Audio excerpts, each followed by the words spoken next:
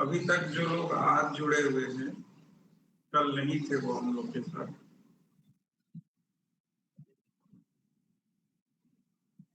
उनके लिए एक बेसिक सा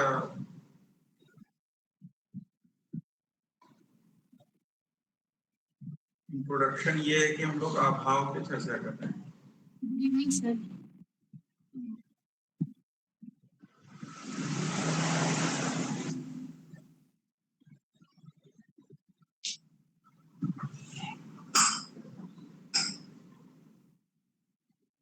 अभाव में जो अभी तक हम लोग चर्चा किए हैं उसमें 4-5 मुख्य बातें हैं, जिस पर एक शॉर्ट में हम प्रकाश डालते हुए कुछ प्रश्न जो कल उठाए गए थे उन प्रश्नों पे चर्चा करते हुए कुछ और डिटेलिंग हम लोग करेंगे और कोशिश करेंगे कि ये टॉपिक समाप्त हो जाए। एक मुख्य चर्चा जो कल हुई थी अभाव के ऊपर, वो ये थी कि अभाव को एक स्वतंत्र पदार्थ के रूप में न्याय वैशेषिक दर्शन में क्यों स्वीकार किया है, इसके पीछे की क्या अवधारणा थी। एक डिस्कशन ये हुआ। दूसरा डिस्कशन ये हुआ कि अभाव को 2 पार्ट में डिवाइड किया है न्याय वैशेषिक दार्शनिकों। एक को कहा है संसर्गाभाव, एक को कहा है तादात्म्यताभाव। जो फर्दर संसर्गाभाव है उसको 3 भाग में इन्होंने डिवाइड किया है। एक को कहा है प्राक भाव, प्रध्वंसाभाव और अत्यंताभाव। जो तादात्म्य का जो अभाव है उसको अन्योन्याभाव कहा गया। ये दूसरी बात हम लोग ने डिस्कस किया। फिर हम लोग डिटेलिंग शुरू किए तो हम लोग ने एक डिस्कशन ये भी किया कि दार्शनिकों के लिए जो अभाव है वो एक योग्य अभाव है, योग्य अनुपलब्धि है। यह कोई सामान्य अभाव की चर्चा नहीं की जा रही है। एक चर्चा ये की गई। इसके बाद हम लोग ने प्राक भाव के संदर्भ में चर्चा की और इसको डिफाइन किया कि न्याय वैशेषिक दर्शन में प्राक भाव को किस प्रकार डिफाइन किया गया है कि उत्पत्ति से पूर्व कारण में जो कार्य का अभाव होता है उसे हम प्राक भाव कहते हैं। इसके संदर्भ में एक विशिष्ट अवधारणा थी जिसको हम लोग ने चर्चा किया, जो प्रतियोगी और अनुयोगी की अवधारणा थी। किसी भी अभाव के संदर्भ में जिसका अभाव होता है उसे अभाव का प्रतियोगी कहते हैं और जिसमें अभाव होता है उसे अभाव का अनुयोगी कहते हैं। प्राक भाव के संदर्भ में एक विशिष्ट अवधारणा है न्याय वैशेषिक दार्शनिकों की कि प्रतियोगी सदैव उत्पन्न होने वाला कार्य होता है और अनुयोगी उस प्रतियोगी का समवायी कारण होता है, कार्य का समवायी कारण। यह एक विशिष्ट अवधारणा थी। एक और अवधारणा हम लोग ने डिस्कस किया है कि उसी अभाव का प्रत्यक्ष होता है जिसके प्रतियोगी के विषय में यह कहा जा सके यदि वह होता तो उसका प्रत्यक्ष होता। इसके बाद एक सामान्य सी अवधारणा हम लोग ने ये डिस्कस की कि जो प्राक भाव है वह कब से है इसका निश्चय नहीं किया जा सकता, इसलिए इसे अनादि माना गया है। लेकिन कार्य की उत्पत्ति के उपरांत यह अभाव समाप्त हो जाता है, इसलिए यह अनंत नहीं है बल्कि शांत है। यह एक सामान्य अवधारणा हम लोग ने डिस्कस की थी। ये सारी चीजें हम लोग ने डिस्कस की। थोड़ी सी उसमें कुछ जगहों पे क्लिष्टता थी तो उस पर हम लोग डिटेल में चर्चा कर रहे थे सभी लोग, और बहुत सारी चीजें स्पष्ट की जा चुकी थी और बहुत सारी चीजें अभी स्पष्ट कर दी जाएंगी। और कुछ प्रश्न कल जो उठ रहे थे उन प्रश्नों में से जो एक दो प्रश्न हैं उस पर हम लोग डिस्कस कर ले रहे हैं और उसके बाद फिर आगे का जो बाकी बचा हुआ अवधारणा है उसको हम लोग कोशिश करेंगे समझने। एक प्रश्न जो है आशुतोष जी ने उठाया था और उन्होंने कहा था कि कुछ पुस्तकों में दिया हुआ है कि आकाश कुसुम, आकाश कुसुम के संदर्भ में कहा गया है कि अत्यंत अभाव, ठीक है। और उन्होंने कहा स्पेसिफिक तो नहीं मालूम है लेकिन उन्होंने कहा कि शायद हरेंद्र प्रसाद सिन्हा करके बुक आती है HP सिन्हा की, उस HP सिन्हा की बुक में ऐसा दिया हुआ है। ठीक है, आप लोग चेक कर लीजिएगा कि ऐसा दिया है कि नहीं दिया है। हम सिर्फ ये मान के चल रहे हैं कि ये प्रश्न आशुतोष जी ने उठाया, वो कहीं से भी हो सकता है स्पेसिफिक, किसी और पुस्तक में भी हो सकता है, इसलिए जरूरी नहीं कि HP सिन्हा में ही हो। जो लोग ऑथेंटिकेट किए हैं वो बता देंगे कि नहीं ये HP सिन्हा में ही लिखा है। लेकिन हम लोग का मोटिव क्या है, ये जानना नहीं है कि एचपी सिन्हा में लिखा है कि एचपी XYZ में लिखा है। हमें यहाँ पे ये समझना है कि यह संदर्भ क्या है, जिस संदर्भ में ये कहा गया, क्या वो संदर्भ ठीक है जिस न्याय वैशेषिक दर्शन को हम लोग पढ़ रहे हैं उस संदर्भ में। ये सारी विश्लेषण हम लोग के लिए महत्वपूर्ण है। इन सारे विश्लेषणों पे हम लोग को चर्चा करनी है। तो जैसा कि हमने स्पष्ट किया, एएस कौन है? एएस कौन है बोले? एएस से कौन है इस क्लास में?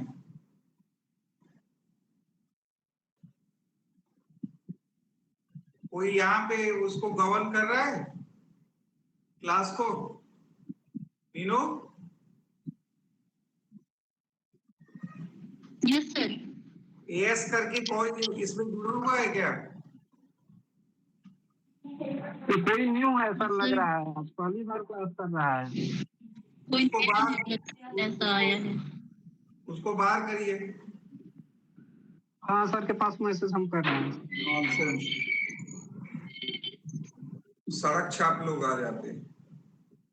हाँ, तो हम लोग जो डिस्कस कर रहे थे वो डिस्कशन में हम लोग जिस पॉइंट पे थे कि जो ये प्रश्न आशुतोष जी ने उठाया था, क्या इसकी अवधारणा है और क्या इसका, जिसको कहते हैं ना कि क्या इसकी प्रासंगिकता है, ये जो टॉपिक हम लोग डिस्कस कर रहे हैं उसके संदर्भ में क्या प्रासंगिकता है। देखिए, जो आकाश कुसुम की बात की गई, आखिर आकाश कुसुम को अगर किसी पुस्तक में दे दिया गया, आकाश कुसुम को किसी पुस्तक में लिख दिया गया है, तो उसका एक कारण यह नजर आता है हमें कि चूंकि आकाश कुसुम एक नित्य अभाव है, ठीक है, यह अनादि है और अनंत है, नित्य अभाव है, क्योंकि आकाश कुसुम तो एग्जिस्ट ही नहीं करता, ठीक है। तो ये जो नित्य अभाव का सेंस है, उस सेंस में कहीं ना कहीं इसको एसोसिएट किया गया, क्योंकि हम लोग जब अत्यंता भाव पढ़ेंगे और अन्योन्या भाव पढ़ेंगे तो ये दोनों अभाव को त्रैकालिक अभाव माना जाता है, यानी इसको अनादि माना जाता है और अनंत माना जाता है, ठीक है। इस सेंस में कहीं इसको लिख दिया गया, लेकिन क्या ये लिखना ठीक है? नहीं, ये लिखना ठीक नहीं है। उसका कारण ये है, उसका कारण ये है कि न्याय वैशेषिक दर्शन में जो अभाव की बेसिक डिवीजन किया जा रहा है अभाव का, उस बेसिक डिवीजन का आधार क्या है? उस बेसिक डिवीजन में दो डिवीजन किए जा रहे हैं। एक डिवीजन किया जा रहा है जिसको कहा जा रहा है संसर्गा अभाव, संसर्ग यानी संबंध का अभाव, और एक को कहा जा रहा है आइडेंटिटी का अभाव, जिसको हम लोग कह रहे हैं तादात्म्य का अभाव। ये दो अभावों की चर्चा की जा रही है और दो अभाव में डिवीजन किया जा रहा है। आप ये देख रहे हैं कि जब कहा जा रहा है अत्यंता भाव, यानी यह एक प्रकार का संसर्गा भाव है, और एग्जाम्पल के रूप में जैसे कहा जाता है जल में गंध का अभाव, वायु में रूप का अभाव, इस प्रकार के एग्जाम्पल्स दिए जाते हैं। तो यहाँ पर आप देख रहे हैं कि दोनों चीजें एग्जिस्ट करती हैं, लेकिन दोनों में संबंध का नित्य अभाव है, आत्यांतिक अभाव है। समझ पा रहे हो आप लोग? दोनों में संबंध का आत्यांतिक अभाव है, दोनों चीजें एग्जिस्ट कर रही हैं और दोनों में संबंध का आत्यांतिक अभाव हो रहा है, एब्सोल्यूट अभाव हो रहा है। इसलिए इसको डिफाइन किया जा रहा है अत्यंता भाव के रूप में। वायु भी एग्जिस्ट कर रहा है और रूप भी एग्जिस्ट कर रहा है, दोनों चीजें एग्जिस्ट कर रही हैं, दोनों चीजें एग्जिस्ट कर रही है, लेकिन दोनों का संसर्ग या दोनों का संबंध, इसका नित्य अभाव है। न पहले था, न अभी है, न कल होगा, ठीक है। पहली चीज तो ये हो गई। दूसरी चीज, जब दूसरा नित्य अभाव या जिसको हम लोग कह रहे हैं कि त्रैकालिक अभाव की चर्चा की जा रही है, तो वो दो जिनका एग्जिस्टेंस है उसके तादात्म्य का आत्यांतिक अभाव बताया जा रहा है, यानी तादात्म्य का त्रैकालिक अभाव बताया जा रहा है। घटपट नहीं है तो घटपट नहीं था पहले भी, घटपट नहीं है अभी भी, और घटपट नहीं होगा आगे फ्यूचर में भी। तो यहां भी दोनों चीजें एग्जिस्ट कर रही हैं, लेकिन दोनों में तादाद आइडेंटिटी का आत्यांतिक अभाव है या नित्य अभाव है, त्रैकालिक अभाव। इस रूप में ये डिवीजन किया गया है न्याय वैशेषिक दर्शन में। ठीक है, अगर आप ये एग्जाम्पल किसी पुस्तक में दे भी दिया गया है या क्वेश्चंस पूछ दिया जा रहा है, देखिए हम आपको बताए, पहली चीज तो आप ये मान के चलिए ना कि कोई भी संस्था अगर पेपर बनाती है तो आप लोग ये जानते हो कि मेरा तो अपना अनुभव भी है, कुछ एग्जाम्स को हमको देने का मौका मिला है। वैसे हम बहुत कम एग्जाम्स दिए क्योंकि बीच में हमने 12-13 साल जॉब किया है, लेकिन जब कभी भी एग्जाम्स हमें देने का मौका मिला है, कोई भी बड़ी से बड़ी संस्था क्यों ना हो, उसके जो प्रश्न बनाए जाते हैं, उसके जो उत्तर दिए जाते हैं, उसमें त्रुटियां बनी रहती हैं, काफी त्रुटियां होती हैं, कभी कभी 4-5 क्वेश्चंस तक गलत होते हैं। ठीक है, तो ये क्यों होता है? ये इसलिए होता है कभी कभी जब पेपर सेट कर दिया जा रहा होता है, यानी जब हम पेपर सेट कर रहे होते हैं, तो पेपर सेट करते समय जो पेपर सेटर है या तो उसके अंदर अवधान नहीं होता। अवधान का मतलब है इंग्लिश में अटेंशन, अटेंशन का अभाव होता है, जिसकी वजह से वो बहुत ज्यादा इन डेप्थ में न जाकर ऊपरी सतह पे कोई प्रश्न को पकड़ लेता है। ठीक है, और वो प्रश्न डाल देता है, फिर जब उसके उत्तर को भी फीड कर रहा होता है तो फिर उसमें समस्या आ रही होती है। एक कारण तो यह होता है। दूसरा कारण यह होता है कि कभी कभी जिसको कहते हैं ना कि आदमी बहुत इजीनेस में होता है, यानी बस उसको रहता है कि बस डाल देना है यार, चलो देखेंगे, परेशान होंगे सब लोग, तो वो जिसको कहते हैं ना टेक इट इजी, और वो वाला मसला। एक जगह तो है कि वो अटेंशन नहीं रख पाता है और चीजों को विश्लेषित नहीं कर पाता है, उसमें वो ऐसे प्रश्नों को डाल देता है। और दूसरा, कुछ लोग जान रहे होते हैं कि चीजें गलत जा रही हैं, लेकिन फिर भी वो टेक इट इजी अप्रोच, चलो यार देखेंगे, अपना देंगे, वो देखा जाएगा, वो अपना डाल देते हैं। तो इन कारणों से जब भी कोई पेपर होता है तो उन पेपरों में 3-4-5 क्वेश्चंस हमेशा प्रॉब्लमेटिक होते हैं। और आप लोग को हम अपना अनुभव बताएं, 2016 में जब मैंने यूजीसी नेट एग्जाम दिया था तो मेरा फिलॉसफी में हाईएस्ट मार्क्स था उस समय पूरे इंडिया में। ठीक है, लेकिन मेरा जेआरएफ नहीं हुआ था, इसलिए क्योंकि मैंने दिया ही था 34 साल की उम्र में, 34 की ईयर में। वैसे हम जेआरएफ के लिए क्वालिफाई थे, लेकिन हम जेआरएफ हमें नहीं मिला था क्योंकि हमने असिस्टेंट प्रोफेसर के लिए अप्लाई किया था, क्योंकि एज हमारा था ही नहीं जेआरएफ के लिए।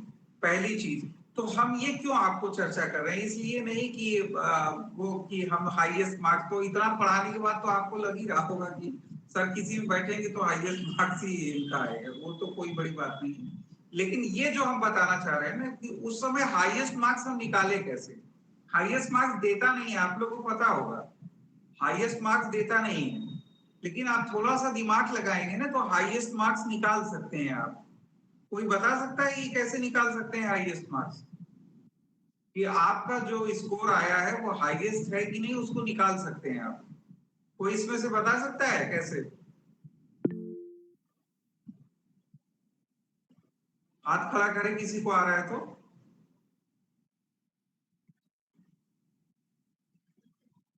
किसी को नहीं आ रहा है? बहुत आसान है। आप लोग का जब रिजल्ट दिया, अनिरुद्ध मानव, अनिरुद्ध जी बताइए कैसे निकाल सकते हैं? इन लोग का थोड़ा सा पथ प्रदर्शन करिए स्टूडेंट्स का। मैं कैसे कर सकता हूँ पथ प्रदर्शन सर, लेकिन आपके सवाल का जवाब थोड़ा दे सकता हूँ, नहीं नहीं, रीच बढ़ा आपको सकता हूँ देखिए, तक। सुनिए, पहले पहले सुनिए, पहले अपने आप को निरीह मानना जो है बंद करिए।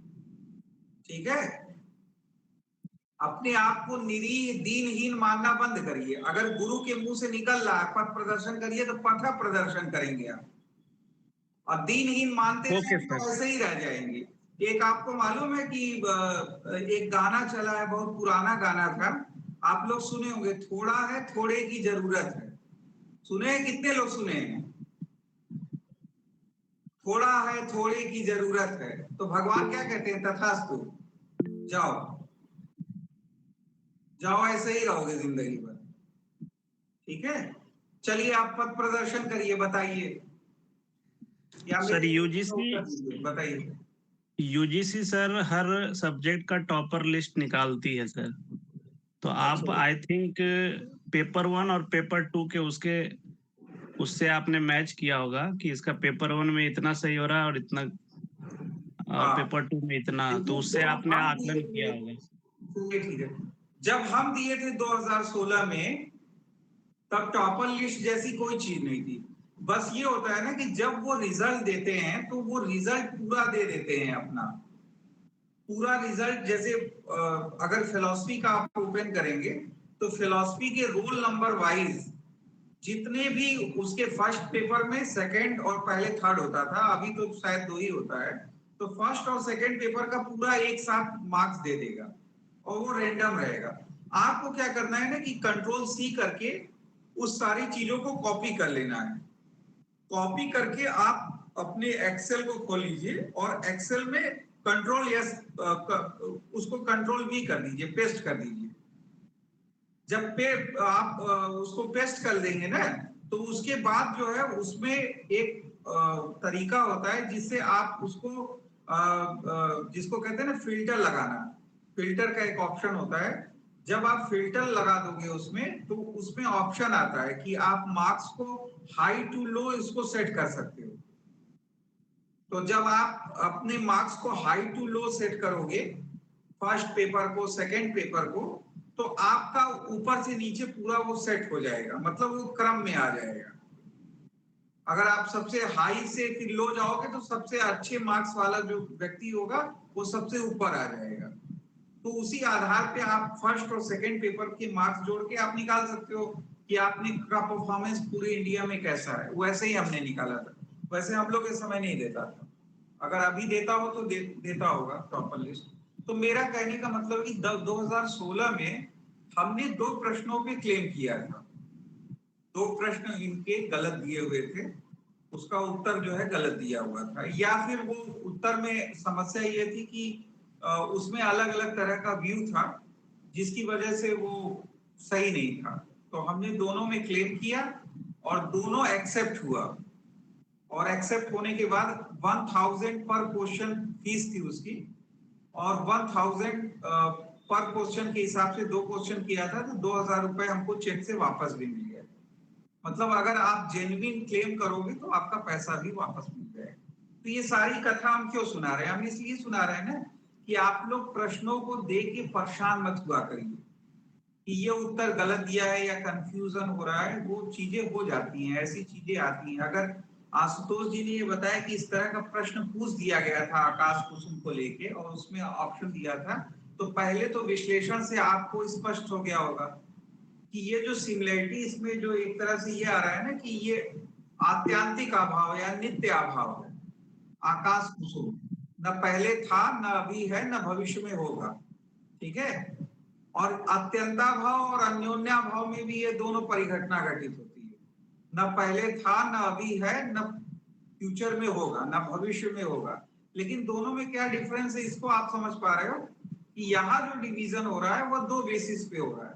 एक तो संबंध का आत्यांतिक अभाव अगर होगा तो उसको अत्यंताभाव कहेंगे, और दूसरा एक जिसको तादात्म्य का आत्यांतिक अभाव होगा तो उसको हम लोग अन्योन्याभाव कहेंगे। और दोनों चीजें एग्जिस्ट कर रही हैं, जिनके बीच ये संबंध का आत्यांतिक अभाव होगा या दोनों के बीच तादात्म्य का आत्यांतिक अभाव होगा, दोनों चीजें एग्जिस्ट कर रही होंगी।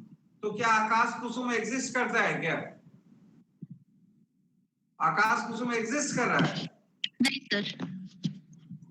नहीं कर रहा है ना, तो यहाँ पे ये संदर्भ नहीं बनेगा। इसलिए अगर कहीं इसको अत्यंता भाव का एग्जाम्पल माना जा रहा है तो गलत माना जा रहा है। विश्लेषण से स्पष्ट हो गया। ठीक है। अगर आप विश्लेषण करेंगे तो विश्लेषण से स्पष्ट हो जाएगा। जिसका प्रश्न था वो उस तक बात पहुंची। आशुतोष जी थम्स अप कर रहे हैं। जी सर। ठीक है, समझ गए ना, कंफ्यूज मत होइएगा। तो वो एग्जाम्पल ठीक नहीं था, वो एग्जाम्पल सर। हाँ, अब बताइए। हाँ सर, कुछ बोलना था कल के क्वेश्चन में। मैंने कहा था कि ये क्वेश्चन में भी सही नहीं है, लेकिन सर हाँ। कई बुक में देखा, सीडी शर्मा में भी देखा, ये एग्जाम्पल दिया हुआ है। आकाश कुसुम का दिया हुआ है, सस्त्रिंग का दिया हुआ है, बंध्यापुत्र का दिया हुआ है। मतलब जितने भी इस तरीके के है एग्जाम्पल्स, ये अत्यंता भाव में दिए हुए हैं बुक्स में। और बुक में दिए हुए हैं, लेकिन जब जी आप सर। लॉजिक लगा रहे हो तो आपको तो समझ ही में आ जा रहा है कि ठीक नहीं है। सर सेम लॉजिक जो आप आज लगा रहे हैं वही हम भी लगा रहे थे, लेकिन कल हम लोगों की आपकी क्लास के बाद डिस्कशन हुआ, तो जैसे हम एक चीज नोटिस कर रहे थे कि इसमें जो संबंध का अभाव दिया है, तो आकाश और कुसुम दोनों अलग अलग तो एग्जिस्ट कर रहे हैं, लेकिन जब इन दोनों के संबंध की बात की जा रही है तो इन आकाश संबंध का अभाव। आकाश और आकाश आकाश कुसुम कहाँ एग्जिस्ट कर रहा है? सर आकाश कर रहा है, कुसुम कर रहा है। उसी तरीके से जैसे वायु में रूप का अभाव है, वायु कुसुम कर रहा है, आकाश कुसुम में नहीं संबंध। आप आकाश कुसुम में आप समझ नहीं पा रही है। आकाश और आकाश कुसुम एक टर्म है, इसके बीच आप संबंध स्थापित करने की कोशिश कर रहे हो। Okay sir. और सर ये सत्संग तो फिर ठीक होना चाहिए उसके अकॉर्डिंग। अच्छा, बचपन में कितने लोग ये सब किए हैं? ये वाला जो हम प्रश्न पूछेंगे, बचपन में कितने लोग किए हैं? जब मैथ्स में एक कुंजी आती थी, तो जब किसी क्वेश्चन का उत्तर नहीं निकलता था तो हम लोग उत्तर देख लेते थे। पहले उत्तर देख के फिर एन प्रकार वहां तक तो पहुंच ही जाते थे। ये और फिर बहुत उधर पीछे साइड होता था, पीछे साइड होती थी। हो जाते थे कि देखो हम लोग ने निकाल दिया। ठीक है, तो वो प्रोसेस मत करिए कि आकाश है तो कुसुम भी मान लिए और सबको अपना करके बस निकालना है, खुश हो जाओ। नहीं, ऐसा नहीं है। ठीक है, तो यहाँ पर दोनों चीजें एग्जिस्ट कर रही है। वायु भी एग्जिस्ट कर रहा है, रूप भी एग्जिस्ट कर रहा है, जल भी एग्जिस्ट कर रहा है, गंध भी स्पर्श एग्जिस्ट कर रहा है, घट भी एग्जिस्ट कर रहा है, पट भी एग्जिस्ट कर रहा है। तो घट पट नहीं है, न पहले था, न अभी है, न कल होगा, आगे आने वाले भविष्य में होगा। तो तादात्म्य का अभाव है ना। अगर नहीं हटा दे तो क्या हो जाएगा? घट पट है, इसीलिए तो तादात्म्य का अभाव कहा जा रहा है। घट पट नहीं है और घट पट है, नहीं हटा दिए तो तादात्म्य हो गया। लेकिन ये जो अभाव है वो नित्य अभाव है, यानी ये अनादि अनंत है, न पहले था, न अभी है, न भविष्य में होगा। और आकाश कुसुम तो एग्जिस्ट ही नहीं कर रहा है, तो ये एग्जाम्पल दिया जा रहा है तो ठीक नहीं है। पहली चीज, न तो यहाँ संसर्ग बन रहा है, न तो यहाँ तादात्म्य बन रहा है। ठीक है सर हाँ, आप पूछिए। सर इससे एक चीज और निकलती है। सर कल आपने एक सवाल पूछा था, शायद मैं उसका जवाब देने में नहीं था, फिर आज मैंने पढ़ा तो मुझे एक चीज ये पता चली कि ये जो अभाव का कॉन्सेप्ट है न्याय वैशेषिक में, ये सर कहीं ना कहीं असत कार्यवाद को सेटिस्फाई करने के लिए भी दिया गया था। और जब बात करते हैं हम पदार्थ की, तो ये पदार्थ के एग्जिस्टेंस को भी बताने के लिए अभाव का इस्तेमाल किया जा रहा है। तो अगर यहाँ पर भी देखिए कि कहीं ना कहीं जो संबंध होगा वो पदार्थ में ही होगा, और जो एग्जिस्ट करता है उसी में होगा। जो एग्जिस्ट ही नहीं करता है उसके बारे में संबंध हम बना भी नहीं पाएंगे। हाँ, तो वही बात कही जा रही है, वही बात कही जा रही है। दूसरी चीज आपको ये बता देना कि जैसे हमने कहा कि अवधारणाओं पे धीरे धीरे बढ़िए। मालूम है, न्याय वैशेषिक दर्शन की बहुत आलोचना है, और बौद्धिज्म ने और बहुत सारे दर्शनों ने इनकी प्रखर आलोचना की। ठीक है, तो जब हम आलोचनाओं में जाएंगे और अवधारणाओं में ग्रेजुअली आपको ले जाएंगे ना, तो आपकी कॉन्सेप्ट्स और क्लियर होंगे। जैसे एक एग्जाम्पल के रूप में आपको बता दे रहे हैं, ये कह रहे हैं ना कि कार्य उत्पत्ति से पूर्व अपने कारण में जो उसका अभाव होता है उसको प्राग भाव कहते हैं। और हम ये डिफाइन कर रहे हैं, सिद्धांत दे रहे हैं कि कार्य जिसका अभाव होता है, मतलब उत्पत्ति से पूर्व जिस कार्य का अभाव होता है उसको वो प्रतियोगी कहते हैं, और जिसमें अभाव होता है उसको अनुयोगी कह रहे हैं। और प्रतियोगी कहते हैं उत्पन्न होने वाला कार्य है, और अनुयोगी जो है कारण है, और उसका समवायी कारण होता है, यानी कार्य समवायी कारण से कारण में मान रहे हो उत्पत्ति से पूर्व। ठीक है, और असत कार्यवाद जो अभी आशुतोष जी ने अभी डिस्कस किया, असत कार्यवाद क्या कहता है कि कार्य उत्पत्ति से पूर्व कारण में असत होता है। कॉन्ट्रडिक्शन नहीं हुआ? हुआ कि नहीं हुआ? जी सर। तो ये तो आलोचना बनती है ना इनकी। तो हमें तो सब पता है, हम इधर है ना, आप किधर हो? आप उधर हो, हम इधर हैं। जैसे आप किसी से मिलने जाते हो, जब किसी मान लीजिए डीएम से मिलने गए, तो डीएम कुर्सी के उधर होता है, आप इधर बैठे होते हो, आप सोचते हो कि आप सब जान रहे हो, आप जाके उनको बता रहे होते हो, तो हम तो इधर बैठे, हम तो जान ही रहे हैं सब, जिले का क्या हाल है और क्या समस्याएं हम तो समझ ही रहे हैं, आपका कष्ट हम सुन ले, बस यही है।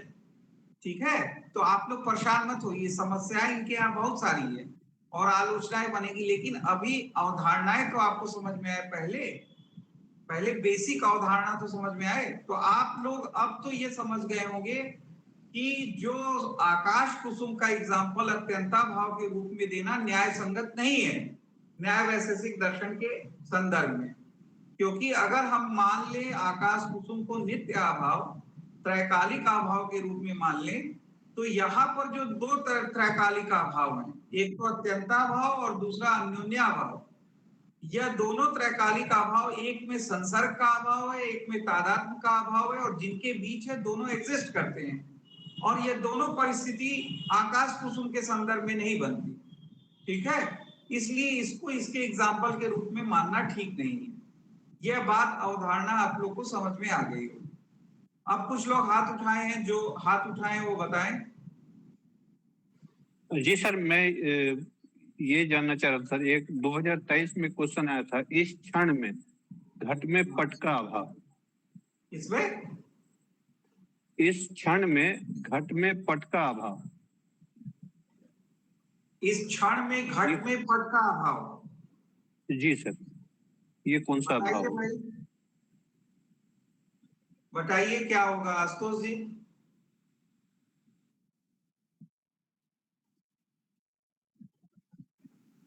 सर अत्यंता भाव होगा। क्या होगा? अत्यंता भाव। क्या पूछ रहे हैं उनसे, वो क्या पूछ रहे हैं आपसे? घट में पट का अभाव, यही पूछ रहे हैं आप? इस क्षण में घट में पट का, इस क्षण में की बात हो रही सर, इस क्षण में घट में पट का अभाव। हाँ, तो इस क्षण में घट में पट का अभाव की बात हो रही है, तो अगर कोई चीज जोड़ दी जा रही है तो उससे परेशान नहीं होना है आपको। ठीक है जी सर। में जो पट का अभाव होगा वो हमेशा तादात्म्य का ही अभाव है। ठीक है, इस क्षण उस क्षण इससे कुछ लेना देना नहीं है, क्योंकि ये त्रैकालिक अभाव है। लेकिन आपको ये देखना है कि कैटेगरी कौन सी है, तो आपको पास कोई कैटेगरी है, इसीलिए अन्योन्य भाव, इसलिए स्टार्टिंग यहां से नहीं किया गया है कि प्राग भाव, प्रध्वंसा भाव, अन्योन्या भाव, अत्यंता भाव, अन्योन्या भाव, ये नहीं बताया गया डिवीजन। आपको डिवीजन क्या बताया गया है? दो ही डिवीजन बताए गए हैं, संसर्गा भाव और तादात्म्य का अभाव। ठीक है, तो आपको देखना है कि यहाँ जो पूछा जा रहा है, इस क्षण में घट का पट का अभाव, उस क्षण में घट का पट का अभाव, तो पहले आपको ये देखना है कि यहाँ संसर्ग का अभाव हो रहा है कि तादात्म्य का अभाव हो रहा है, क्या हो रहा है? किसने पूछा था ये क्वेश्चन? जी सर, मैंने पूछा सर। नाम आशुतोष जी? नहीं सर, जुबेर सर। हाँ जुबेर जी, आपने पूछा है, तो आप बताइए कि क्या आपको समझ में आया कि यहाँ कौन सा अभाव हो रहा है? नहीं, मुझे तो ये ध्वंसा भाव लग रहा था। हाँ, ध्वंसा भाव सर, इस क्षण में घट का अभाव हो गया, मतलब वर्तमान काल में खत्म है, मतलब ध्वंसा भाव, मैं इसी को मान के चल रहा था। गलत मान के चल रहे हैं ना? जी सर। गलत क्यों मान के चल क्षण रहे को हैं? लेकर के थोड़ा कंफ्यूजन था सर, टाइम जो दे दिया था। घट में पट का अभाव पूछा जा रहा है, तो तादात्म्य का अभाव है। इस क्षण उस क्षण से कंफ्यूज नहीं होना है। ठीक है जी सर, क्लियर हो गया sir, thank you sir. Clear हो गया ना? तो चलिए, अब अभी सब लोगों को क्लियर है? जी सर, जी सर। सर एक बार संसर्ग भाव और तादात्म्य भाव को एक बार रिपीट करेंगे सर? रिपीट कर दे रहे हैं। समस्या ये है कि जैसे कहते हैं ना कि सांप को अधमरा मत छोड़ो, तो कल अभी तो बात अधूरी रह गई थी, सब लोग तड़पते हुए ही गए हैं और कल का पूरा दिन बस इसी में बीता है। तो अब जो है और खूंखार होके आ गए हैं और खूंखार मार रहे हैं। ठीक है, नहीं सर, जो क्लैरिटी थी वो थोड़ा सा लाइटर कंफ्यूजन मोड था। में हम बात कर रहे हैं। और अभी किसने क्या पूछा है फिर से रिपीट करने को? जी सर, मैं पूछा सर मनीष, संसर्गा भाव और तादात्म्य भाव को सर एक बार रिपीट करें सर। इसको पूरे को? सर संसर्गा भाव और तादात्म्य भाव को सर। संसर्गा भाव मतलब संबंध का अभाव। ठीक है, 3 प्रकार के संबंध के अभाव को, संसर्ग के अभाव को बताया जा रहा है। एक तो कहा जा रहा है प्राग भाव, एक को कहा जा रहा है प्रध्वंसा भाव, और एक को कहा जा रहा है अत्यंता भाव। प्राग भाव की चर्चा कल हुई थी डिटेलिंग। एक और प्रश्न था साक्षी जी का कल। साक्षी जी क्लास में है आज? Yes sir. अब वो कल प्रश्न आशुतोष जी का तो निराकरण हुआ, अब साक्षी जी का भी निराकरण कर देते हैं। उन्होंने कहीं से क्वेश्चन उठाया कि एक क्वेश्चन प्रॉब्लमेटिक दिया हुआ था। उन्होंने कहा कि कमरे में राम नहीं है, ऐसा कुछ बोला। क्या बोला? सर कमरे में गैंडे का अभाव, कमरे में गैंडे का अभाव। जी सर, जी सर। सर उसका आई थिंक मुझे आंसर मिल गया है। उसका क्या हो गया? उसका आंसर मुझे समझ आ रहा है कि वो किस तरह, वो अत्यंता भाव क्यों हुआ। समझा दीजिए। देख, आप पूंजी वाला प्रोसेस मत अपनाइएगा। नहीं सर, कल जो आप आज बोल रहे हैं वही कल मैं बोल रही थी, लेकिन बाद में डिस्कशन हुआ। समझना चाह रहे हैं तो समझ लीजिए। यूजीसी नेट का आंसर शीट देख के बस जो भी हो लॉजिक उसमें भिड़ा दो। ठीक है, सॉरी सर। हाँ, तो वो सिस्टम नहीं। अब बताइए अत्यंता भाव कैसे होगा, तब आपका भी निराकरण कर दें और तब आगे बढ़ें। सर यूजीसी में ये क्वेश्चन आया था और इसका आंसर अत्यंता भाव दिया था। तो अत्यंता भाव मीन्स मतलब संबंध का भाव। तो सर मैंने ये सोचा कि जैसे कमरे में गैंडे का भाव, तो जो संबंध इसमें दिखाया जा रहा है वो स्वाभाविक संबंध दिखाया जा रहा है। तो कमरा जो है, अरे गैंडा जो है वाइल्ड एनिमल है, तो सर उसका कमरे के साथ ऐसा रिलेशन स्वाभाविक रूप से बन नहीं पा रहा है। तो हमें लगा कि ये एक स्वाभाविक संबंध नहीं हो रहा है, इसलिए कमरे में गैंडे का भाव एक अत्यंता भाव का एग्जाम्पल होगा, और इसका किसी के साथ जा नहीं रहा है। बढ़िया, अद्भुत। ठीक है, चलिए। कितने लोगों को सही लगा आशुतोष जी? हाँ सर, वायु में स्पर्श का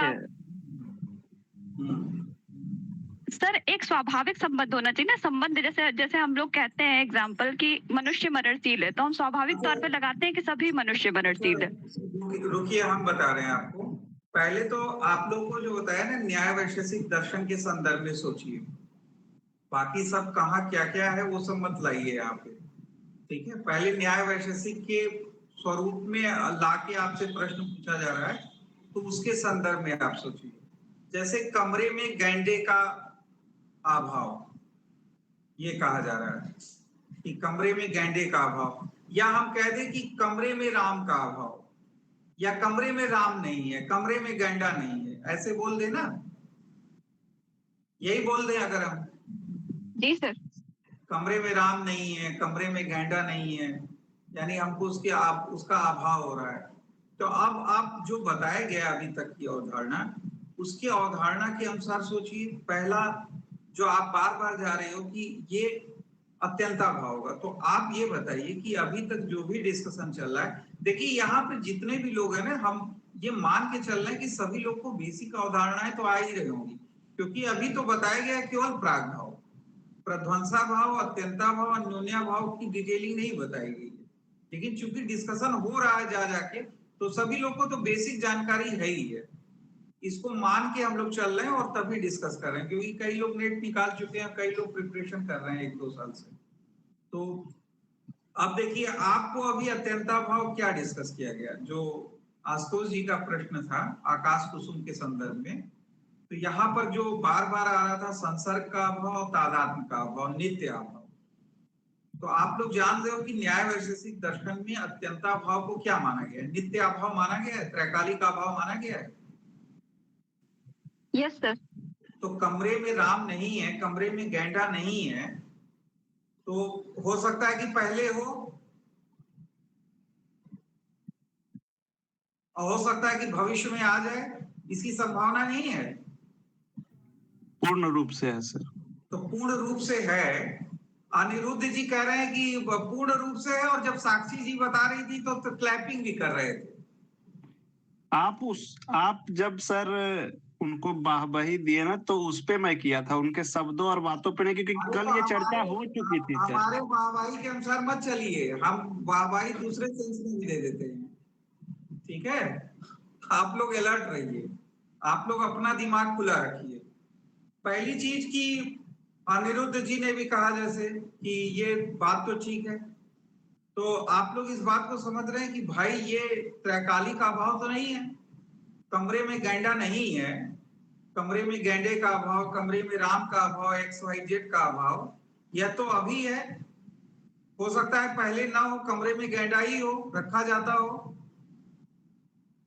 या फ्यूचर में कमरे में गैंडा रख दिया जाए, कमरे में राम आ जाए। और गैंडा शब्द देख के जानबूझ के ऐसे वो कंफ्यूज किया आप लोग को कि यार गैंडा तो जंगल में रहता है, कहां से कमरे में आ जाएगा, ठीक है। गाय भैंस दे देता तो शायद दूसरे तरीके से आप लोग सोचते कि हो सकता है यार बाहर बंधी हो, उसका वो खुल जाए, उसका जो बंधा हुआ है खूंटे से, तो कमरे में आ जाए, तब तो दूसरा दिमाग लगने लगता है। लेकिन लगा होगा कि यार वो तो जंगल में है गैंडा, कमरे में कहां से आ जाएगा, तो ये तो नित्य अभाव मान लो, ठीक है। तो पहली चीज कि अत्यंता भाव के लिए नित्य अभाव होना, त्रैकालिक अभाव होना मस्ट है, ये मस्ट है, इसको आप इग्नोर नहीं कर सकते। और इसी प्रकार जो अन्योन्याभाव बताया जाता है, तादात्म्य का अभाव, यानी दो के बीच तादात्म्य का अभाव, त्रैकालिक का अभाव, यह भी मस्ट है। ऐसा कोई भी तादात्म्य के अभाव को हम अत्यंता अन्योन्याभाव में काउंट नहीं करेंगे जिसकी संभावना हो कि भविष्य में वो उनके बीच तादात्म्य हो जाए या पीछे तादात्म्य हो, अभी वर्तमान काल में ही केवल दिख रहा हो, ठीक है। इसीलिए जो प्रश्न पूछा गया, जो अभी किसी ने प्रश्न किया था, नाम नहीं याद आ रहा किसने किया था, कि इस क्षण घट में पट का अभाव, तो इस क्षण को देके वो कंफ्यूज करना चाह रहा है कि इस क्षण में घट का पट का अभाव है, तो मतलब ये है कि पहले हो सकता है कि घट में पट का अभाव ना हो सकता है फ्यूचर में ना हो। लेकिन जो लोग इस चीज की अवधारणा समझ रहे हैं कि घट में पट का अभाव इस क्षण उस क्षण से नहीं मतलब है, यह त्रैकालिक का अभाव है। घटपट नहीं है, पहले भी घटपट नहीं है, अभी भी घटपट नहीं होगा, फ्यूचर में भी, ठीक है। तो यहां ये लॉजिक है। तो जब आप कह रही हैं कि कमरे में गैंडे का अभाव या कमरे में राम का अभाव, XYZ का अभाव, तो ये त्रैकालिक का अभाव तो हुआ नहीं, तो आप अत्यंता भाव कैसे इसका उत्तर निकाल ले रहे हैं, ठीक है। समझे आप लोग? तो आप लोग ये मत मान के चलिए कि आपका जो बोर्ड जो एग्जाम ले रहा है, वो ले रहा है, वो जो दे दिया बस वही सब सही है, इसको लेके मत चलिए।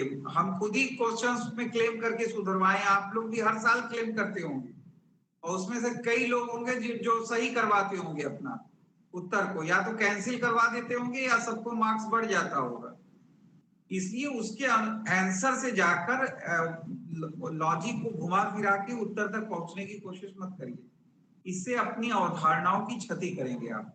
इसीलिए देखिए, मैं प्रश्नों पे चर्चा पढ़ाते समय नहीं करता, प्रश्नों की चर्चा तो मैं बाद में करूंगा और कायदे से करूंगा, ठीक है। आप लोग को महसूस होगा कि प्रश्नों की चर्चा ऐसे की जाती है, वो बाद में होगी, लेकिन पहले अवधारणाओं को समझ लीजिए। अवधारणाएं क्लियर होगी तब प्रश्नों को हल करने में आनंद आएगा। कितने लोग हैं जो बार बार क्वेश्चंस की तरफ भागते हैं, ये छोड़ दीजिए, ये प्रवृत्ति छोड़िए, पहले अवधारणाओं को स्पष्ट करिए, इसके बाद क्वेश्चंस को सॉल्व करने की कोशिश करिए। जैसे न्याय वैशेषिक दर्शन जब पढ़ लें, हम जो पढ़ा रहे हैं उसको तो पढ़िए ही, अपने भी पढ़ लीजिए, क्लियर कर लीजिए, मन में संतुष्टि हो जाए कि हाँ इसकी अवधारणा अब हम समझ रहे हैं, तब उसके प्रश्न पे जाइए। नहीं तो फिर उत्तर देख के और अपना लॉजिक इधर उधर घुसा के और किसी तरह पहुंचने की कोशिश करेंगे कि बस हम वहां पहुंच जाएं, ठीक है। देखिए, ये चर्चा ऐसा नहीं है कि ये चर्चा अछूती है, यह जो चर्चा की गई है ना, इसको इसलिए कुछ लोग अत्यंता भाव में ले आते हैं। एक एक प्रक्रिया होती है जिसको हम लोग कहते हैं परिशेषात अनुमान, नाम सुने होंगे आप लोग, ठीक है। परिशेषात अनुमान, परिशेषात अनुमान जिसको अंग्रेजी में हम लोग कहते हैं मेथड ऑफ डिलीटिंग, यानी चीजों को निगेट करते जाइए, डिलीट करते जाइए और किसी उत्तर पे पहुंच जाइए, ठीक है। इसी को हम लोग कहते हैं परिशेषात अनुमान। तो कई लोग परिशेषात अनुमान से अत्यंता भाव में पहुंचने का प्रयास करते हैं, लेकिन वो परिशेषात अनुमान से अगर अत्यंता भाव तक पहुंच रहे हैं तो उनको यह भी सोचना चाहिए कि क्या अत्यंता भाव की जो कंडीशंस हैं, जिन कंडीशंस की चर्चा न्याय वैशेषिक दार्शनिकों ने की है, क्या वो उसको कंडीशंस को पूरा कर रहा है कि नहीं कर रहा है, ठीक है। जब आप डॉक्टर के यहाँ जाएंगे तो डॉक्टर कैसे आपका इलाज करता है? डॉक्टर के पास जाएंगे तो आप कहेंगे सर 2 दिन से बुखार आ रहा है, तो पूछेगा खांसी भी आ रही है? तो आप कहेंगे नहीं सर खांसी नहीं आ रही है। अगर आप कह दिए कि खांसी आ रही है तो पूछेगा बलगम आ रहा है उसके साथ? तो कर क्या रहा होता है? वो अगर अलग अलग लक्षणों के आधार पर चीजों को डिलीट करके आपकी बीमारी तक पहुंचने का प्रयास कर रहा है ताकि उचित एंटीबायोटिक आप पर चलाई जा सके। लेकिन डॉक्टर जो करते हैं, जो काम करते हैं, उसको हम लोग क्या करते हैं, कहते हैं प्रैक्टिस। कोई भी लॉयर, कोई भी डॉक्टर जीवन भर क्या करता है, प्रैक्टिस। अगर 80 साल का भी लॉयर है तो वो क्या कहता है, कोर्ट में प्रैक्टिस करने जा रहे हैं। मरने के पूर्व तक वो प्रैक्टिस ही करता रहता है, चाहे वह डॉक्टर हो चाहे वह लॉयर हो। इसी से आप समझ लीजिए कि अगर उसी मेथड से आप पहुंचने की कोशिश करेंगे तो प्रैक्टिस ही चलती रहेगी, रियल गेम नहीं हो पाएगा, ठीक है। तो रियल अवधारणाओं को समझने का प्रयास करिए।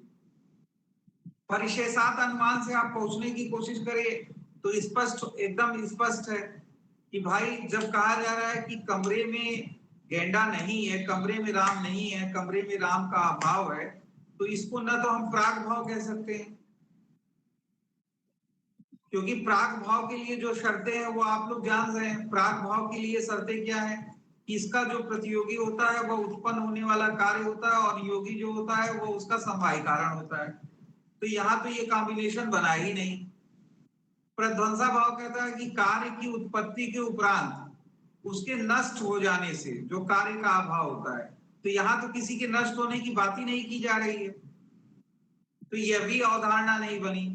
फिर एक आता है लास्ट में कि कहीं ऐसा तो है कि तादात्म्य का अभाव हो, तो हम कहते हैं कि अगर तादात्म्य का अभाव होता तो ये कमरे में गेंडा नहीं है, ऐसा ना कह के हम ये कहते कमरा गेंडा नहीं है, ऐसा ना कहते कमरा गेंडा नहीं है, घटपट नहीं है, कमरा राम नहीं है, ऐसा कहते ना, तब तो तादात्म्य का अभाव होता। लेकिन हम ये कह रहे हैं, हम कह रहे हैं कमरे में राम नहीं है, कमरे में गेंडा नहीं है, कमरे में गेंडा का अभाव, कमरे में राम का अभाव। तो इसका मतलब है कि यहाँ तादात्म्य का भी अभाव नहीं हो रहा है, तो एक ही बच रहा है अत्यंता भाव, तो लाओ उसी में घुसा दो। लेकिन कैसे घुसा दोगे भाई, कैसे घुसा दोगे? तो वही जो स्टार्टिंग में आपसे चर्चा की है कि जब क्वेश्चंस को बनाया जाता है तो कभी कभी जो लोग प्रश्न बना रहे होते हैं उनके अंदर अवधान, अटेंशन का अभाव होता है, या कभी कभी जस्ट जैसे इजी गोइंग वे में वो चीजों को रख देते हैं और वो ये नहीं समझते कि आगे चल के इसमें समस्या होने वाली है और ये कंफ्यूजिंग प्रश्न है। दोनों स्थितियों में ऐसे प्रश्न आपके पेपर सीट में दिखने लगते हैं और वहां समस्या आ जाती है। अगर एक ऑप्शन दे दे उपरोक्त में से कोई नहीं, जैसे दे दे अन्योन्याभाव, अत्यंता भाव और इसके बाद दे दे प्रध्वंसा भाव, और एक ऑप्शन दे दे उपरोक्त में से कोई नहीं और आंसर सीट में दे दे उपरोक्त में से कोई नहीं, आप लगा के आ जाए तब तो सही है। तब तो मान लेंगे कि प्रश्न बनाने वाले ने अवधान रखा और सावधानी पूर्वक प्रश्न को रचित किया और इसलिए सभी चीजें स्मूथ गोइंग गई, ठीक है। अब सबको समझ में आ गया होगा। तो कल जो स्टार्टिंग में ही 2 समस्याएं उभरी थी उन दोनों समस्याओं का निराकरण हो गया कि एक को जहां अत्यंता भाव में उसको आकाश कुसुम को घुसाने का प्रयास हो रहा था वह भी ठीक नहीं है, और ये कमरे में गैंडा नहीं है इसको भी जो अत्यंता भाव में घुसाने का प्रयास हो रहा है यह भी ठीक नहीं है। कुछ लोग ऐसा कहते हैं कि इसको सामयिक अभाव मान लिया जाए, जैसे वो एग्जाम्पल दिया ना कि इस क्षण में घट में पट का अभाव, या इस क्षण घट पट नहीं है, तो ये कंफ्यूजन करने के लिए इस क्षण दे रहा है। तो अगर हम कह दें कि इस क्षण यह शब्द जोड़ दें, इस क्षण कमरे में राम का अभाव, इस क्षण कमरे में घट का अभाव, इस क्षण कमरे में गैंडे का अभाव, तो कुछ लोग अगर इस क्षण को जोड़ देंगे तो कुछ लोग इस आधार पर इसको एक नए प्रकार के अभाव की कैटेगरी में डालते हैं जिसको कहते हैं सामयिक अभाव, टेम्पोरल अभाव। ठीक है, यह नित्य अभाव नहीं है, सामयिक अभाव है। मतलब किसी क्षण विशेष में कमरे में गैंडा नहीं है, किसी क्षण विशेष में कमरे में घट नहीं है, किसी क्षण विशेष में कमरे में राम नहीं है, लेकिन हो सकता है कि पहले हो सकता है कि भविष्य में भी आ जाए, इसकी भी संभावना खुली हुई है। लेकिन क्या सामयिक अभाव की चर्चा की है न्याय वैशेषिक आचार्यों ने? की है सामयिक अभाव की चर्चा? सर अभी जो पढ़ा है उसमें नहीं दिया है। मैं भी अभी तक तो नहीं दिया, लेकिन बेहतर बुक में मैं भी दिया हो सर।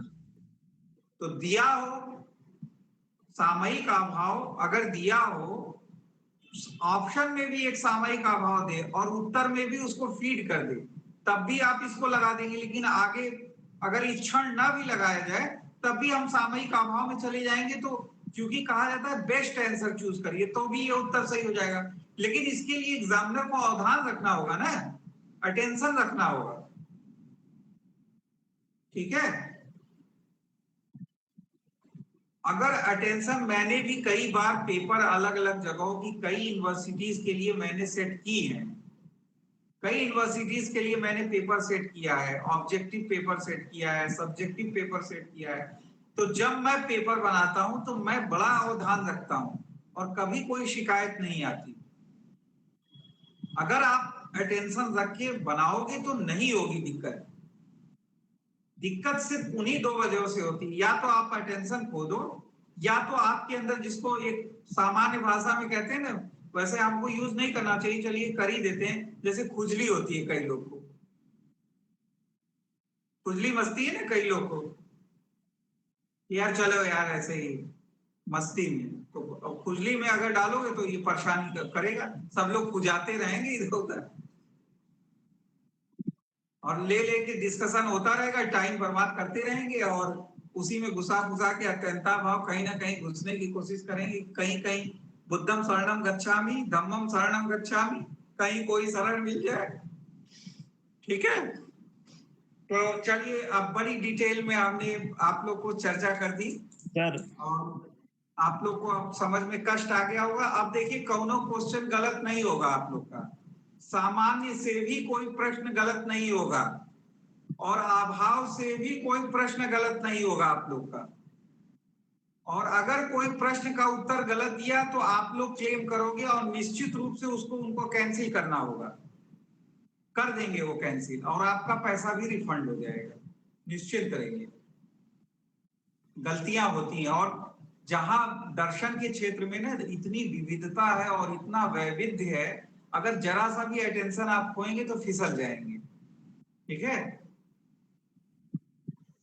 सर, एक बार कि इधर गिरा मैं उधर गिरा फिसल गया, तो वो यहाँ पे तो एकदम ही फिसली जाएंगे, तो फिसल के कहाँ जाएंगे पता ही नहीं लगेगा।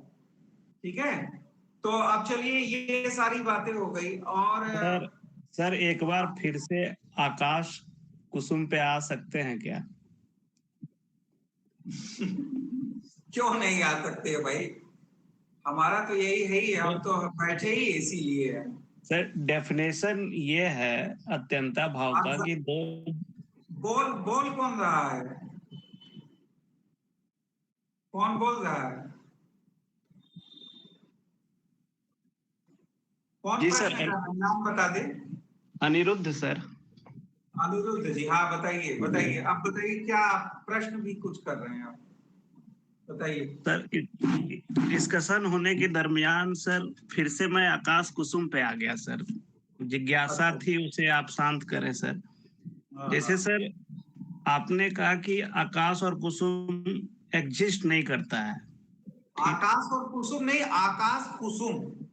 ठीक है सर। और मत लगाइए, और बीच में मत लगाइए। ठीक है सर। आकाश तो कुसुम एग्जिस्ट नहीं करता है। वायु रूप जो है सर, वो भी तो एग्जिस्ट नहीं करता है, इक्वल टू आकाश कुसुम। ठीक है, वायु रूप एग्जिस्ट नहीं करता है, लेकिन जो आपको बताया जा रहा है कि दोनों में संसर्ग का आत्यांतिक अभाव, ठीक है। तो तो आप ये दिमाग लगाना चाह रहे हैं कि आकाश कुसुम मतलब आकाश में कुसुम, ठीक है। आप ये लगाना चाह रहे हैं ना लॉजिक। मतलब जैसे वायु और रूप जो है एक दूसरे पे ओवरलेप कर रहा है, आकाश और कुसुम एक दूसरे पे ओवरलेप नहीं कर रहा है। ये शाब्दिक स्ट्रक्चर लेके चले या सर कैसे कुछ कौंध रहा है सर, दिमाग में समझ नहीं आ रहा है ये। अच्छा चलिए, अच्छा बता रहे हैं कि अच्छा ये आप बताइए कि जो वायु में रूप का अभाव बताया जा रहा है या जल में गंध का अभाव बताया जा रहा है, जिसको अत्यंता अभाव कहा जा रहा है, तो ये दोनों है क्या, ये बताइए। चलिए एक एंगल से इन्होंने प्रश्न उठाया है, थोड़ा सा उस पर चर्चा कर लेते हैं हम लोग। अनिरुद्धि जी बताइए, ये दोनों हैं क्या। जैसे सर वायु दिखाई नहीं देता है सर, और रूप जो है नहीं, हम ये कह रहे हैं न्याय वैशेषिक दर्शन में वायु रूप जल और गंध इनका स्टेटस क्या है, इसको डिफाइन करिए आप। ये तो द्रव्य है सर, वायु वगैरह, और उसी का रूप जो है अग्नि का सर। एक मान लीजिए तत्व ले लीजिए उसको। गुण है सर उसका। एक्चुअली वर्ड याद नहीं आ रहा है मुझे सर। गुण है गुण। ठीक है, गुण है, हाँ, कोई गुण। साक्षी भी बोल रहे हैं गुण है। हाँ, गुण है तो सर। द्रव्य गुण संबंध हो गया, जी सर। ठीक है। द्रव्य गुण संबंध हुआ ना। जी जी जी। सर जी। तो ये द्रव्य गुण जो संबंध है, तो इस संबंध का आत्यांतिक अभाव यहाँ बताया जा रहा है। बिल्कुल सर। आकाश और कुसुम में कौन सा संबंध आप स्थापित करना चाह रहे हैं, ये बताइए हमें। कोई संबंध ही स्थापित नहीं हो रहा है सर। वही बात की जा रही है ना। तो सर कुछ ऐसे ऐसा नहीं, ऐसा आकाश कुसुम का जो अभाव है उसको तो मैं कह रहा हूं कि नित्य अभाव है। बस संबंध स्थापित नहीं हो रहा है। नित्य है, पूर्ण है, तैरकालिक है। न तो वो संसर्गा भाव की कैटेगरी में आ रहा है और न तो वो अत्यंता भाव की कैटेगरी में आ रहा है, ठीक है। जी सर। न तो ये संसर्ग के अभाव नित्य अभाव की कैटेगरी में आ रहा है और न तो ये तादात्म्य की नित्य अभाव की कैटेगरी में आ रहा है, ये बताया जा रहा है आपको, ठीक है। तो उसमें जितने भी शब्द दिए हैं डेफिनेशन में, उस सब पे खड़े उतरने चाहिए सर। संबंध भी होना चाहिए, नित्य, त्रैकालिक और पूर्ण अभाव होना चाहिए उनका। अब तो होना चाहिए, जी जी। होना चाहिए, ठीक है। जो संबंध उनके बीच एग्जिस्ट करता है, अगर उस संबंध में त्रैकालिक अभाव, जैसे एग्जांपल हम बता रहे हैं, बात चलिए तो थोड़ा सा डिस्कस करके फिर आप लोग को तड़पता हुआ ही लग रहा है, छोड़ के हमको जाना होगा आज, क्योंकि समय बहुत कम है और आप लोग आराम से रहिएगा और पढ़िएगा, परेशान मत होइएगा, कल की क्लास में पूरा कर देंगे हम। अब देखिए, जैसे बताया गया पृथ्वी जल अग्नि वायु, ठीक है, आकाश, इनकी चर्चा की जाती है। 5 महाभूत पृथ्वी जल अग्नि वायु और आकाश। और जब हम लोग इनके गुणों की चर्चा करते हैं तो हम लोग कैसे चर्चा करते हैं, रूप रस गंध स्पर्श, ऐसे चर्चा करते हैं ना, रूप रस गंध स्पर्श। अगर इसको हम स्पर्श को पहले लेते हैं और कहें स्पर्श रूप रस गंध और पृथ्वी के ऊपर लगा दें, तो ये क्लियर हो जाएगा। पृथ्वी में ये सभी होते हैं, पृथ्वी जी में सर। सब होते हैं। रूप, रस, गंध, ये सब होता है। जी सर। अब जो जी लास्ट सर। वाला है उसको आप हटाते जाइए। जैसे स्पर्श, रूप, रस, गंध, लास्ट वाला क्या है? गंध। नेक्स्ट जब आएंगे पृथ्वी के बाद क्या आएगा? पृथ्वी, जल। जल जब आएगा तो उसमें से गंध को हटा दीजिए, तो क्या क्या बता? स्पर्श, रूप और रस बचा। इसीलिए आप लोग को एग्जाम्पल दिया गया ना, जलो गंधो नास्ति। आप लोग को जो एग्जाम्पल कल आया था कि जल में गंध का अभाव, जी सर। ये जी। अभाव क्या है? जलो गंधो नास्ति। ये संसर्ग का नित्य अभाव है, तो इसको अत्यंता भाव कहेंगे। ठीक है, समझ में आया ना? अब इसके बाद जो स्पर्श, रूप, रस बताया जा रहा है, इसमें से रस को हटा दीजिए, तो क्या बचा? स्पर्श और रूप बचा। अब पृथ्वी, जल के बाद कहाँ आएंगे? अग्नि पे। तो अग्नि में क्या आएगा? स्पर्श और रूप आएगा। कौन सी चीज रह गई इसमें? स्पर्श, रूप, रस रह गया और गंध रह गया। स्पर्श, रूप, रस, गंध और स्पर्श तो पहले ही आ गया, स्पर्श और रूप रह गया। स्पर्श, रूप, ये दो चीज रह गई। अब लास्ट में जब आएंगे तो उसमें से वायु में, आकाश को भी हटा दीजिए, वायु में आप जो है रूप हटा दीजिए, तो केवल क्या बचा? स्पर्श। इसीलिए कहा जा रहा है वायु में रूप का अभाव। तो जहां संबंध स्वीकार किया गया है, इस संबंध का जो नित्य अभाव होगा, त्रैकालिक अभाव होगा, इसी त्रैकालिक अभाव को अत्यंताभाव के रूप में डिफाइन किया गया है न्याय वैशेषिक दर्शन में। ठीक है, हम आकाश कुसुम को अत्यंताभाव के एग्जाम्पल के रूप में तब स्वीकार कर लेंगे, आकाश कुसुम, या ऐसे बोला जाए कि आकाश में कुसुम का अभाव। अगर इसको ऐसे आकाश कुसुम न केवल वर्ड यूज करके हम कहें आकाश में कुसुम का अभाव, इस तरह से हम यूज करें और कहें कि ये अत्यंताभाव का एग्जाम्पल है, इसको इसके रूप में व्याख्यायित करने की कोशिश करें, तो आपको मूल ग्रंथों में जाके देखना होगा कि मूल ग्रंथों में क्या इसका एग्जाम्पल दिया गया है क्या, और इसके संबंध को व्याख्यायित किया गया है क्या। ठीक है, समझ गए आप लोग? XYZ किताबों में लिखने से नहीं होगा। इसीलिए जो ट्रेडिशनल एग्जाम्पल्स हैं वो एग्जाम्पल्स बार बार दिए जाते हैं।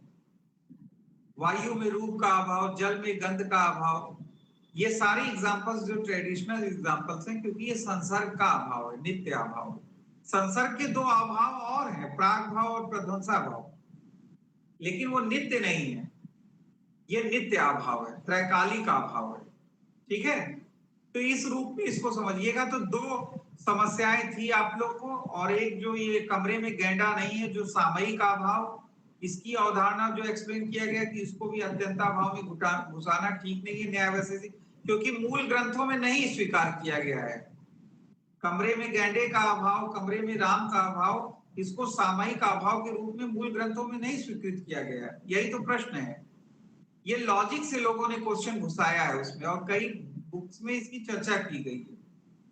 तो जब मूल ग्रंथों में नहीं है तो आप उसको एक्सेप्ट नहीं करेंगे, और अगर आपने उत्तर दे दिया है तो आप क्लेम करोगे कि आप इसको डिफाइन करो और एक्सप्लेन कर दोगे, तो आपका या तो क्वेश्चन रद्द मान लिया जाएगा, या तो आपको जो है समान अंक बांट दिए जाएंगे, तो उससे आपको परेशान होने की जरूरत नहीं। ठीक है, तो 9 बज गया। कल हम लोग क्या स्टार्ट, अभी तक का सभी आप लोगों को क्लियर होगा।